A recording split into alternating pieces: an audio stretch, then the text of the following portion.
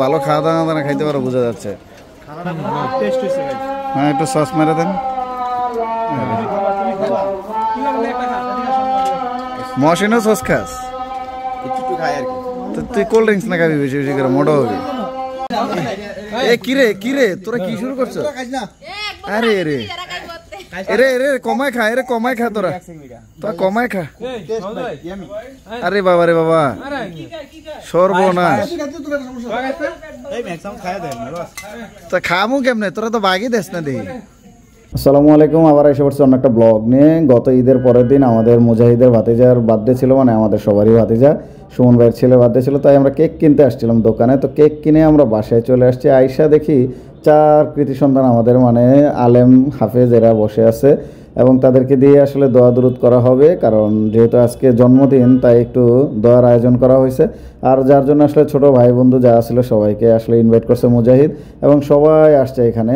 এসে সবাই আসলে বসেছিলাম কেকটা কখন কাটবে সেই অপেক্ষায়, কারণ সবারই আসলে এই ইচ্ছা করতেছিল কেক খাওয়ার জন্য। আর আমাদের বন্ধু নাজমুল এবং সাদ্দাম তারা খুব ধীর আগ্রহে বসে আছে কখন কেকটা কাটবে, কিন্তু কেক তো কাটা হচ্ছে না, তাই সবাই ধীর আগ্রহে বসে আছে, কারণ কেকটা কাটলেই সবাই খাওয়া শুরু করবে। আর বয়গিনা ভাতিজায় লাইটিং দেখে খুব আচমকায়, কিন্তু সে খুব ভয় পাইতেছিল, সে আসলে কেক কাটতে খুবই ভয় পাইতেছিল, তোমরা দেখতেই পাইবে।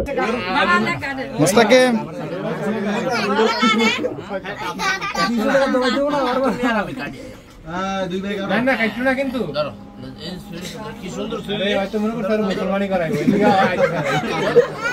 Happy birthday to you, happy birthday মুস্তাকিম।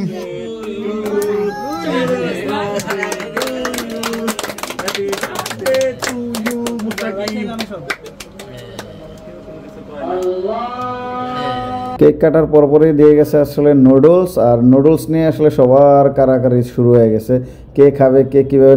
এর ফাঁকে কিন্তু আমাদের আসলে সর্বশেষ ফলও দেওয়া হয়েছে, এবং ফল নিয়ে কিন্তু সেই লেভেলের একটা কারাকারি হয়েছে। আমার ভাতিজা কই? আমার ভাতিজারে দেখা যায় না কেন? ভাতিজা তুমি তো ভালো খাওয়া দাওয়া না খাইতে পারো বোঝা যাচ্ছে। হ্যাঁ একটু সস মেরে দেন। মশিনও সস খাস? তুই কোল্ড ড্রিঙ্কস না খাবি বেশি বেশি করে, মোটা হবি। হ্যাঁ দাও দাও দাও, উষ্টুমের কেক একটা দেখি তো, এক পিস।